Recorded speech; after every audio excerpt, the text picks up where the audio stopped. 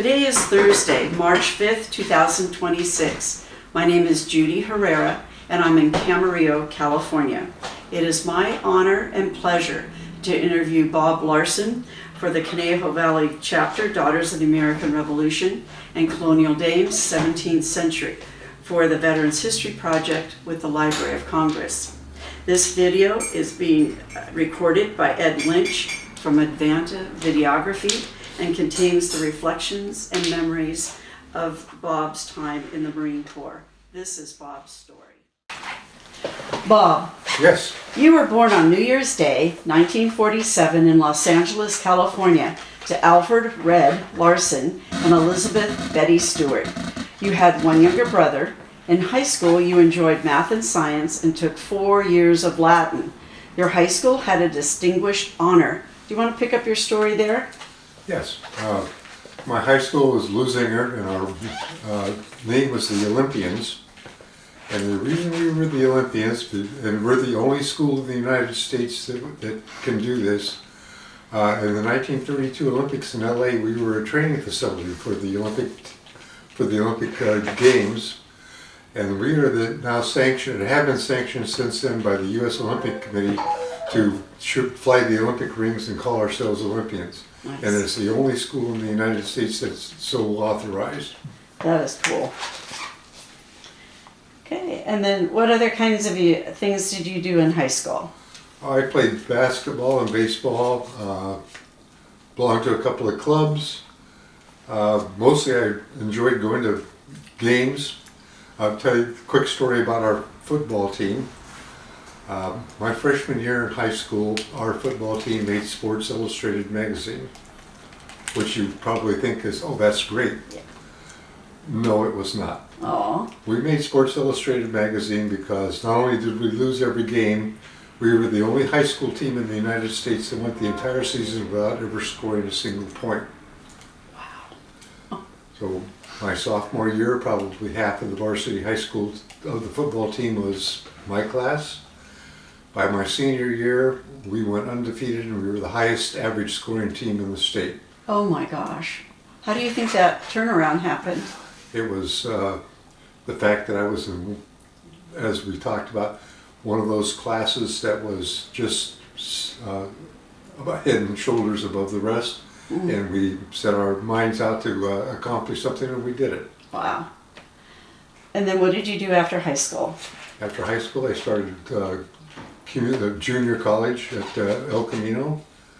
Thought I knew what I wanted to do until I'd taken some classes in that and realized that this is not where I want to be. Went there for a couple of years, got bored, and in 1966 I enlisted in the Marine Corps. Okay. So what led you to the Marine Corps? My family history. I had a great uncle and an uncle who were both Marines, one in the First World War, one in the Second World War. Myself made Vietnam the third generation, and my son was in the Marines, so he's a fourth generation Marine in my family. Oh, well. And I've got 3 grandsons. I'm hoping one of them will pick up the mantle and carry on. Okay. And your dad was also military as well? My dad and 2 of his brothers and a nephew were all in the Navy during World War II. My dad was in Panama because they wouldn't let him in a combat zone. He had bad hearing. But I had his brother, my Uncle Donald, was on destroyers. He had 2 destroyers that were sunk by kamikazes that he was on off of Okinawa. Wow. My other uncle, I know he was in the Navy. I only talked to him once in my life. I don't know where he was at. And my cousin was on PT boats, and he wouldn't talk about anything about what he did in the war. Yeah, very traumatic. Sure. Okay. So were your parents okay with you going in the Corps? I think so. Yeah. Okay. So where did you sign up? Where was this happening? Well, where I signed up was in Torrance. There's a recruiting station, the closest one to my house. Okay. And that was in May of '66. And I don't remember the exact sequence of stuff, but I signed up, went through all their testing, and I showed up for boot camp on July 8th, 1966. I started boot camp at MCRD San Diego. San Diego. Okay, so tell us a little more about boot camp. What was that like for you? Well, it was, as you can imagine, there was a lot of physical training, but there also was a lot of classroom stuff where they taught you history of the Marine Corps, history of different things, partly history of the United States. There was a lot of classwork that went with the physical part of it, so it wasn't all out on the obstacle course. Okay, and then how long was boot camp? Do you remember how long that was? Boot camp was 12 weeks. 12 and we spent two of those 12 weeks up in Camp Pendleton on the rifle range. We had to go up to Camp Pendleton for the rifle range. Okay. So, which was a good time because the DIs kind of went easy on us up there because they wanted us to shoot well. Good. And we were good by the platoon I was in went 100% on the rifle range, and we were the honor platoon for that company. Oh, very nice. Yeah. And then graduation, were your family able to come? My family was able to come down for graduation in San Diego. After graduation, they put us on a bus and took us to Camp Pendleton for infantry training. Everybody went to basic infantry training, no matter what your MOS was. But I think that was 3 or 4 weeks of basic infantry training. And when you completed that, then you went to whatever your MOS specialty school was. Okay.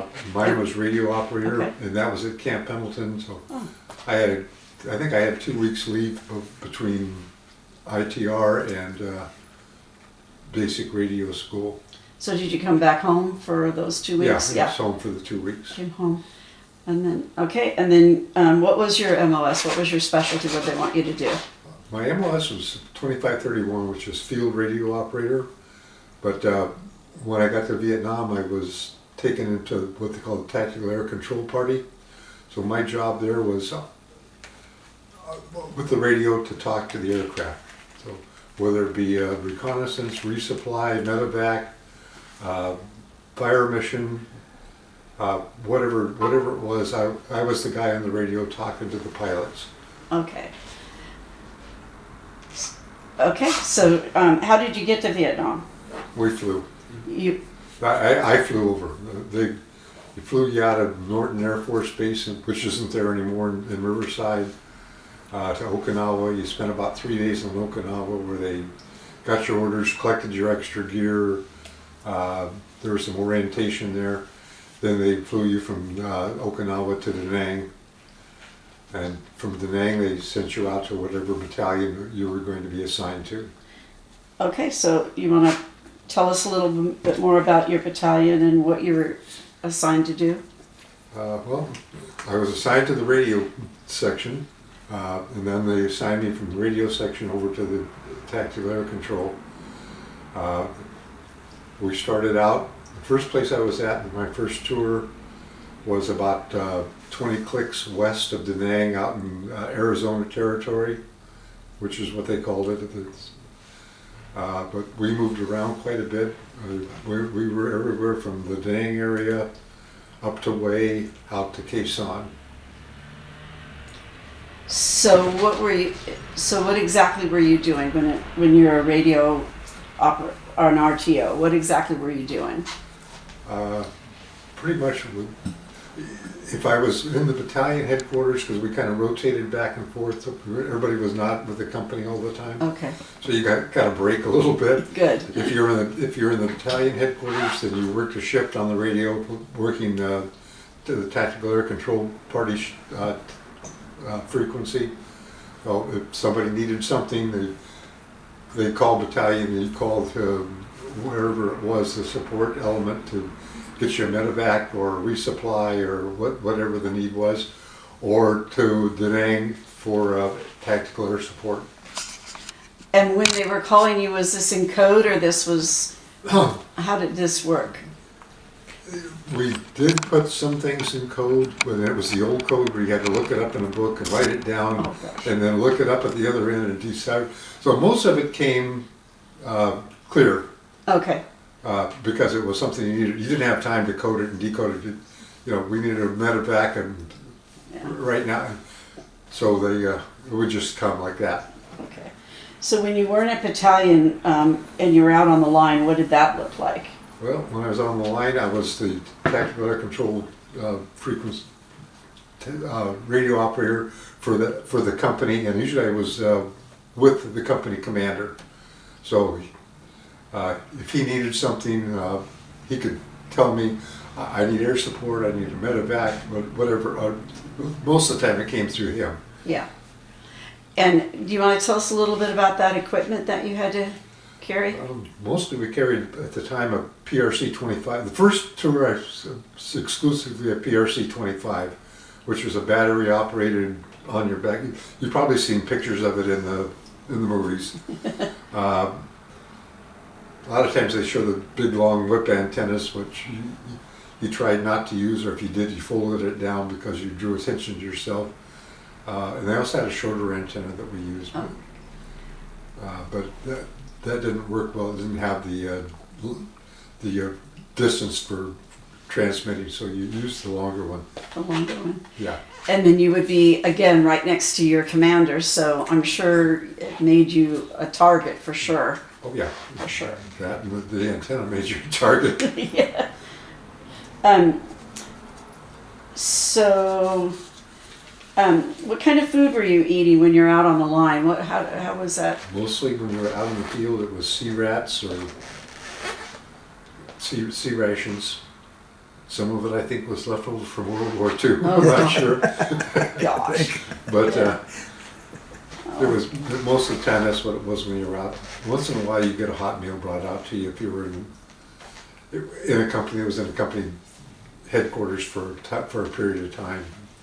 So what was the living conditions like at the line versus where you were at on headquarters? If you were lucky enough to be in a battalion, you were probably in a tent with a wooden floor on it. And, Okay.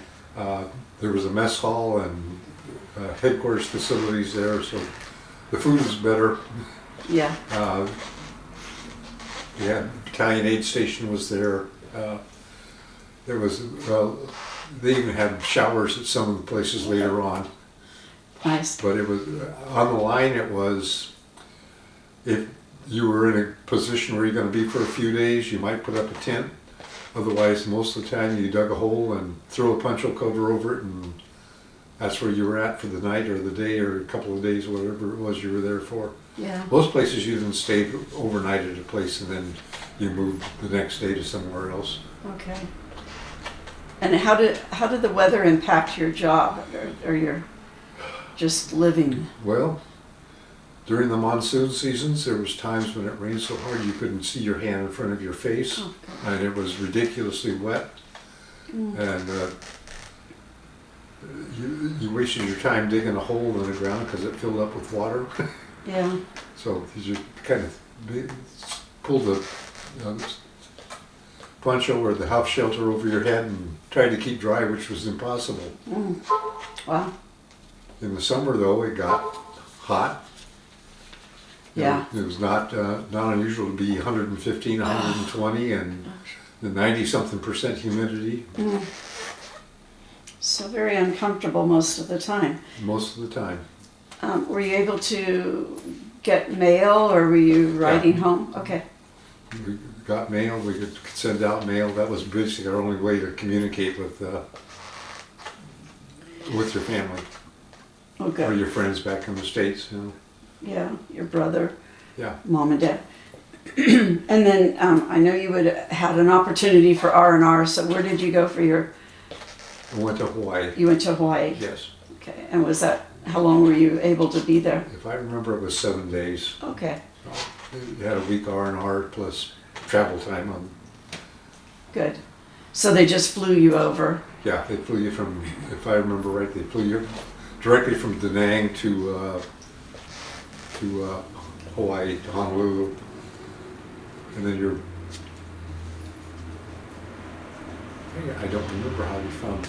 They had places where we could stay. If I remember right. I don't remember. So your first tour, you were there for 12 months? No, first tour for the Marines was 13 months. which got changed to 12 months, and I can tell you why. Okay. We had one of our air liaison officers Daddy was a congressman. And he didn't know until he got to us that the Marines did 13 months and everybody else did 12. So he wrote Daddy, why is this? Daddy went to McNamara, the Secretary of Defense. Sure. And shortly thereafter, the Marines were doing 12 months like everybody else. But it was too late. I was too far into it at that time. So I had stayed the 13 months. Yeah, so you were there from March 67 to April 68. Yes. And then when you came home, where did you go? What happened I went next? to Naval Weapons Station Fallbrook. And what was your job responsibilities there? We were Marine barracks, we were military police basically. Okay. Guard duty was, Naval Weapons Station Fallbrook was an ammunition dump and a builder of munitions. A lot of the smart bombs came out of there. Back then they were called the Walleyes. They built them and constructed them there, then shipped them to Seal Beach to go overseas to wherever they were going to. Oh gosh. There was a lot of ammunition bunkers there. Scary time when I was there. That area gets a lot of brush fires. Mm. And we were told to go stand on top of an ammunition bunker and with these little backpacks full of water and squirt them down. Oh gosh. And asked the guys, well, what's in this particular bunker? Oh, I think that one has 500-pound bombs on it. And you want me to stand on top of this thing? I don't think so. Oh gosh. Wow. So were you able to have some leave or see your folks while you were there? I was, the way the duty worked there, we had every other weekend off. So every other weekend I was able to come home for the weekend. Oh, nice. Did you have a car? I had then? a car there. Oh, good. Okay. And a girlfriend yet? I found a girlfriend. One of my friends got married and I met this girl at the wedding. So we started dating after that. Oh, good. Okay. So you had a little normal life in there. Okay, and then how did you happen to have a second tour? How did that come about? Well, because I was I've been out of the country for 2 years, and it was my turn to rotate back in. Wow. So because I still had a couple of years of active duty time to go. So when did you go back to Vietnam? I went back in September of '69 and stayed until September 1st of '69 when I got there. Basically September 1st of '70 when I left. Okay. In between, I got married. Oh, okay. I got married on July 12th of '69. Had 2 weeks leave. Went back to Camp Pendleton for the induction training to go back, and by September I was back in Vietnam. Oh, goodness. And was this one going to be a 12-month tour? This was a 12-month tour. Yeah. Okay. Did you want to talk about any battles that you were engaged in? Well, the first tour we saw a lot of action. We were at Wade during Tet, and I think that's a pretty well-known story.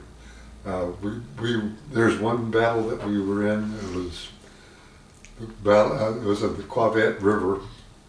We were a landing force. We were sent in. We were told by intelligence that we were going into. There was a VC company in this area that we were going to go in and remove them. When we got there, we discovered it wasn't a VC company. It was an NVA regiment. Which means Which is a whole lot more people and better trained, and it became a very fierce battle for several days before we finally routed them. Mm. Okay. Do you want to do the phone? No. Okay. Okay. If it's important, I'll leave a message. If it's a telemarketer, I'll tell you what I do to telemarketers. So the second tour, you found it a little bit easier in that there was less combat. A lot of the major combat was over by that time. Okay. There were no big operations going on. They were already starting the Vietnamization of the war. 3rd Marine Division was on its way out back to Okinawa and to its main base. So there was some, but it wasn't like the first time. It wasn't the big kisser. We always pick Wednesdays. I don't know what that is. Yeah. No, it's Thursday. Oh, it is Thursday. I'm sorry, it's Thursday. Oh, gosh. Okay.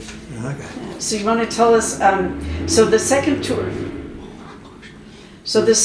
you were able to see a little bit of the country?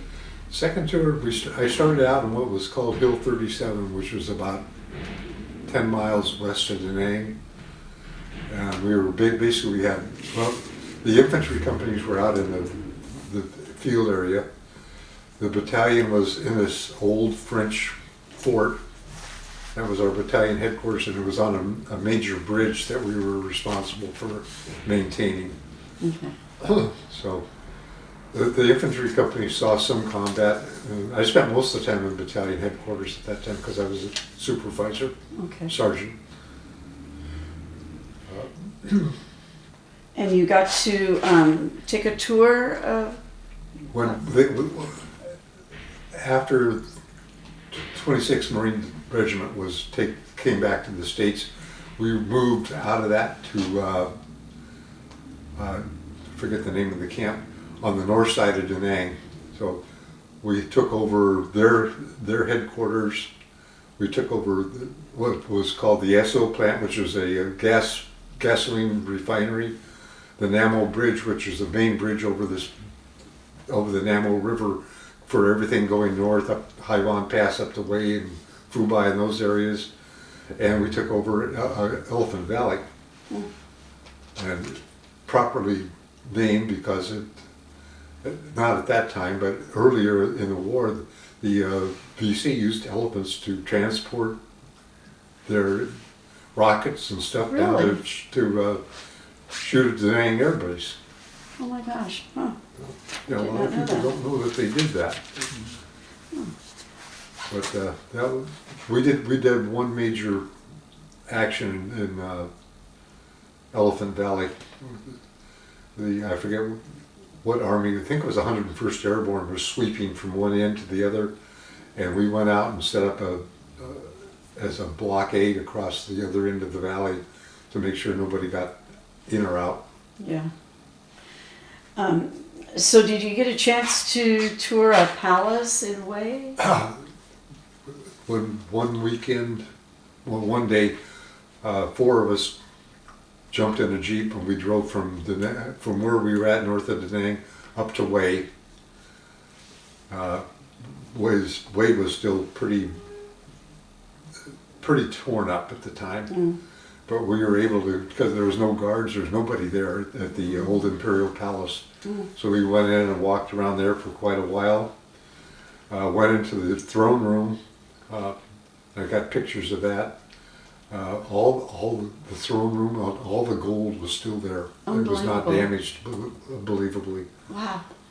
There was a lot of these old, I don't know if they were French brass cannons out, so, and they were taller than my head. They were Wow. probably 12 feet, 14 feet long, and there was dozens of them out there. The moat that went around it was green with. Oh, Then I discovered why the Perfume River was named the Perfume River, why is that? because it stunk. Oh.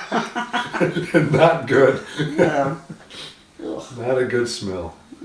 Yeah, one of the memories that I do have of Vietnam is the smell. Everything there smells like a landfill, a garbage dump. I mean, that's just one of those things that's stuck in my mind. This place stinks. Oh. So, did you get an R&R on your second tour as well? Second R&R, we went back to Hawaii, Back and to I Hawaii. met my wife there, and Oh, we nice. spent the week together, Oh, that's nice. did some touring, and Okay, so after your second tour, was there anything else that you wanted to share about either one of your tours that we missed? well, I still have several friends from the second tour that I keep in contact with. The first tour, we just didn't stay in contact. I don't know why. But there's the lieutenant that I had, and there's 4 other guys that well, we're all over the country, but we get together or talk to each other or email or stay in contact with each other, so whatever, see what we're doing. Nice. Okay. So then when you got back, how much time did you have left to serve? I got back in September, and I had until July the next year before I was released from active duty. I got assigned to 1st Battalion, 7th Marines at Camp Pendleton. Okay, so still in California. I was still in California. Yeah. I was still able to drive home on the weekends.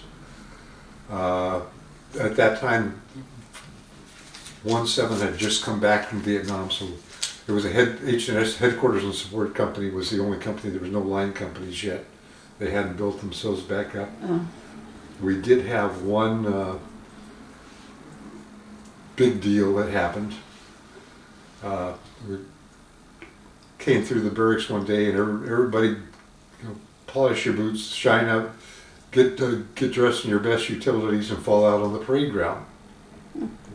And for what? Can't tell you. Well, we get out, line up, and pretty soon this big limo pulls up, and out steps Richard Nixon. No way. Yeah. And Richard Nixon, because when the Western White House was in San Clemente, just right outside the gate from where we were at. And Mr. Nixon, I had a great amount of respect for. He went up and down our ranks. He shook hands with every single Marine that was out there. Just made you feel special. Good. Because you were, really. That's a necessary thing. They didn't give you guys big parades, so it was nice that you got the handshake. It was something very special to, how many times do you get to shake hands with the president? I got 2 times I got to do it. Oh. I'll tell you about it later. Okay. After I was out of the Marines. Okay. So what was your job? What were you doing when you were at Pendleton? I was in charge of the the comm shop. Okay. So we didn't have exercises and stuff. We just had equipment and practices, and we did inspections and stuff. But I was the sergeant in charge of the communications shop, the radio shop. So was your wife living with you on base, or? No, she lived in Camarillo because she had a job in Oxnard at the time. Okay. So did you just come home on weekends? Come home on weekends. Oh gosh. Okay. Yeah, well, back then it was about a 2.5 hour drive. Yeah. Today it's probably a 5-hour drive. Yeah. Traffic across. Or more. Yeah, because you go through Orange County, and there was nothing in Orange County except for the Marine Bay, that El Toro. Yeah. So traffic was much easier to get through. Much easier. Okay, so were you looking forward to getting out of the Marines, or were they encouraging you to stay? They encouraged me to stay, but we had a battalion commander at the time that was a jerk. He was a reserve that came back active to try to pick up his silver oak leaf.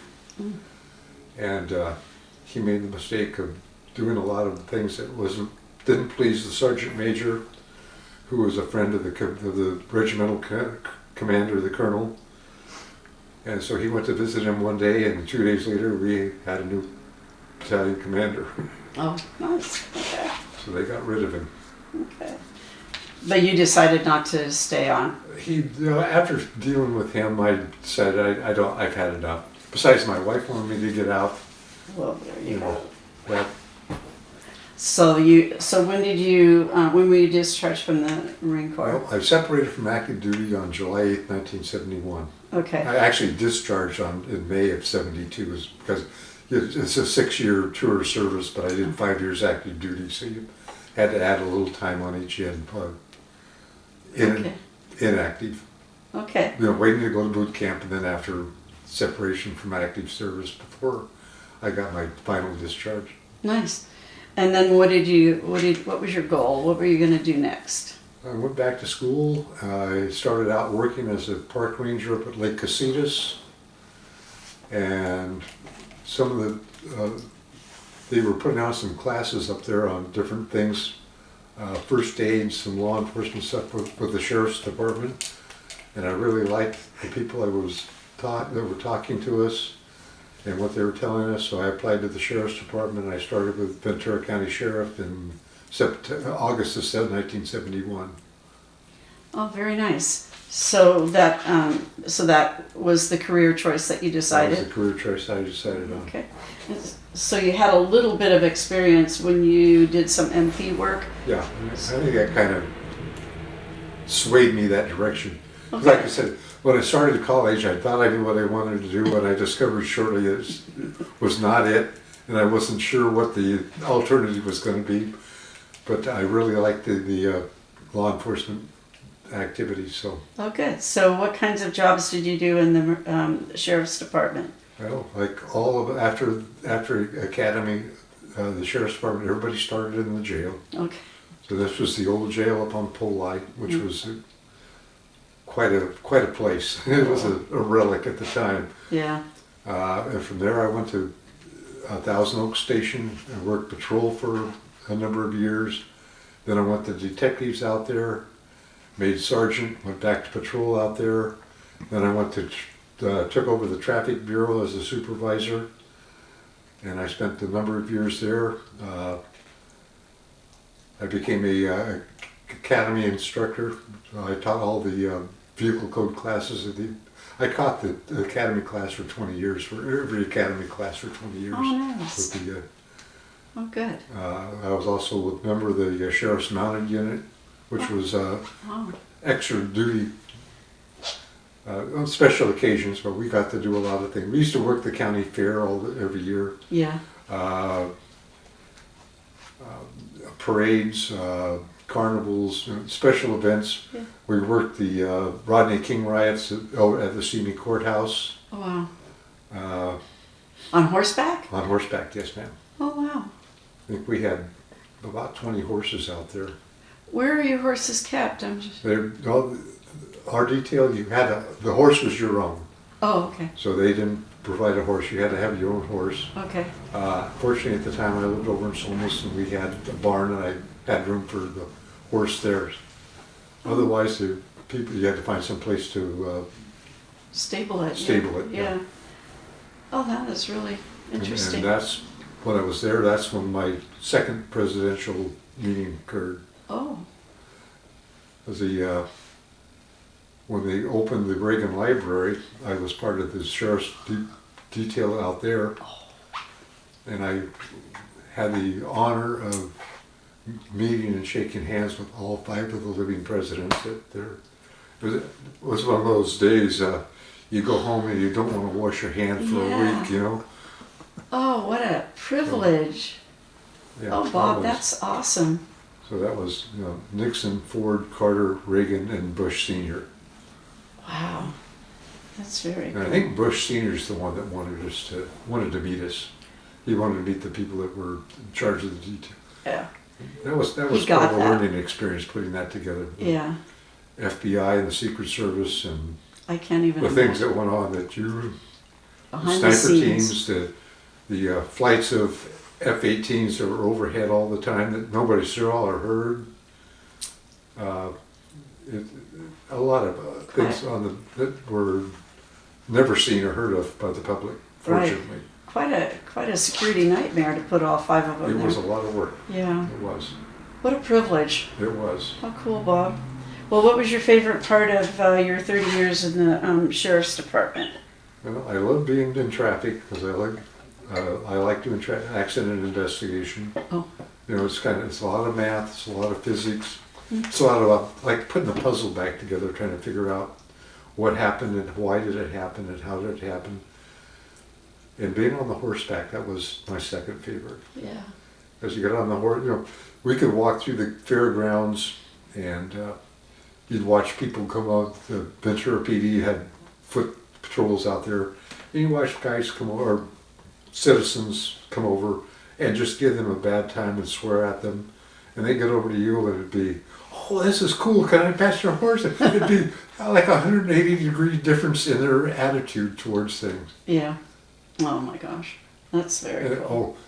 one thing I did, they all does your horse bite? And I told him, he only bit me once. He wouldn't touch my horse. My horse did not like to be touched on the head. You know, if I get the kids on the shoulders or the back, Yeah. so, but Not the muzzle. he did not like, he'd shake his head and stuff, and I was always afraid he was gonna, you know, not intentionally, but shake the head, and so I just said, don't touch the head. Yeah.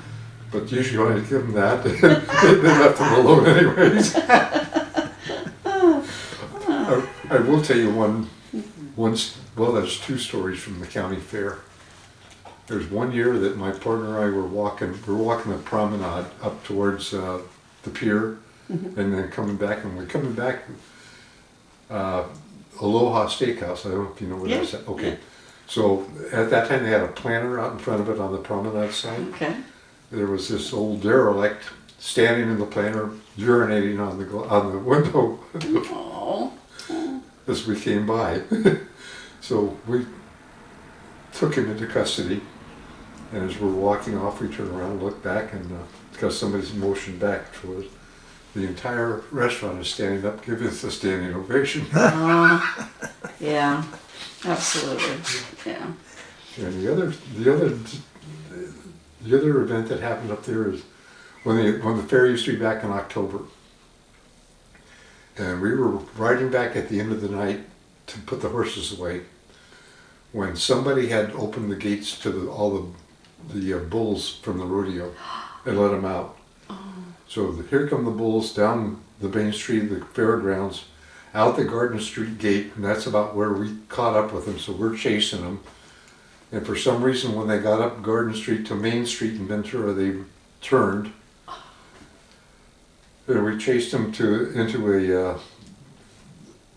an alleyway that dead ended, so they couldn't get out. And they finally calmed down.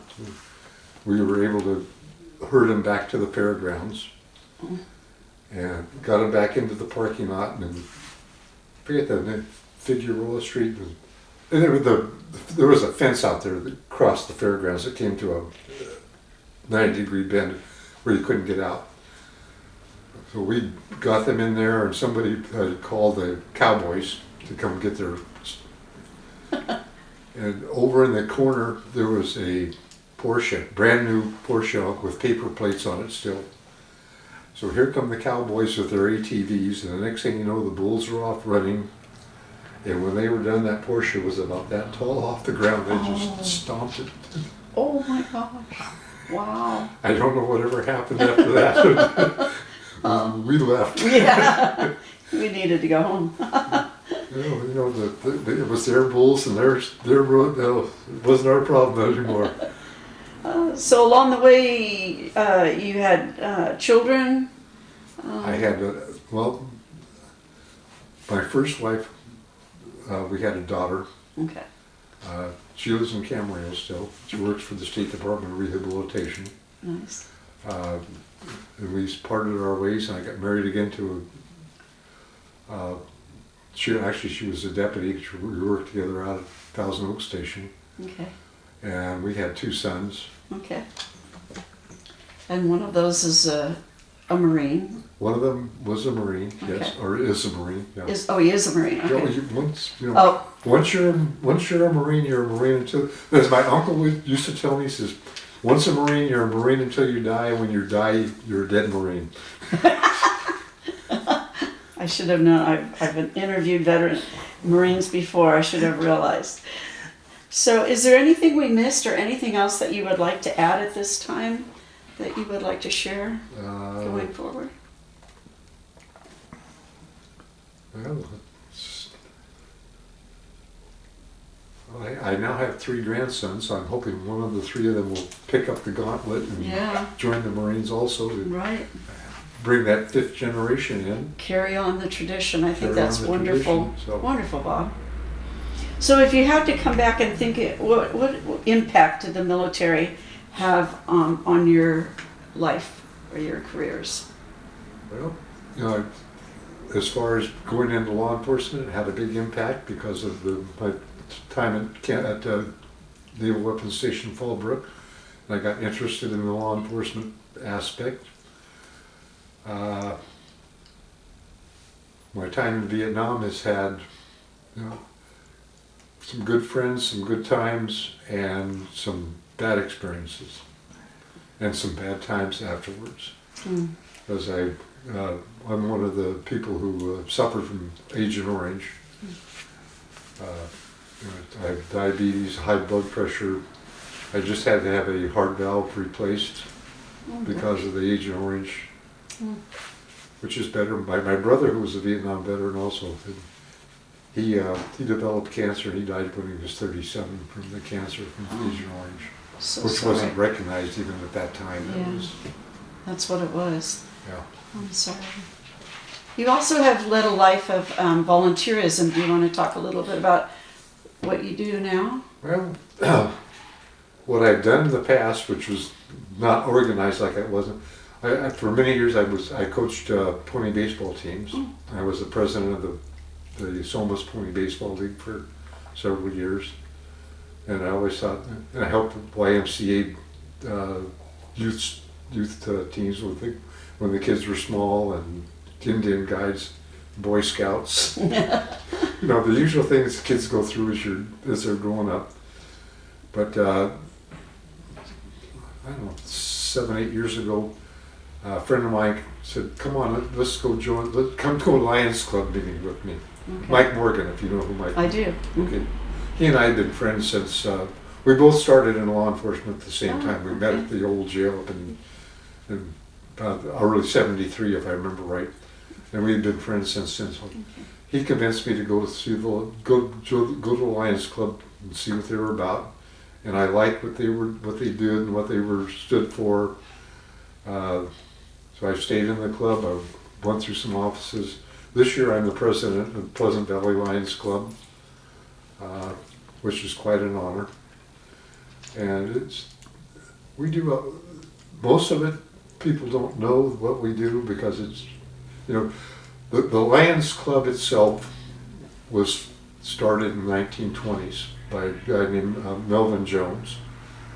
And Melvin Jones had the emphasis behind him starting the club, or right after he started the club, was Helen Keller, who went to him and said, "We need somebody to carry the torch for the blind and for the blind. Will you do it?" So the Lions Club is the #1 club in the world for sight. Yeah. Yeah. And we do a lot of things. We do a lot of eye testing at the schools. We collect glasses. There's a lot of good things, but we do things also with the environment, with childhood cancer, with diabetes, lupus. We sponsor guide dogs. There's one lady in our club. I think she's on her 12th guide dog, which we pay for. Yeah. And then she keeps them for 18 months, and then they go to the next step of training. So we do the guide dogs. We sponsor the Guide Dogs of America Association, which is over in Negura.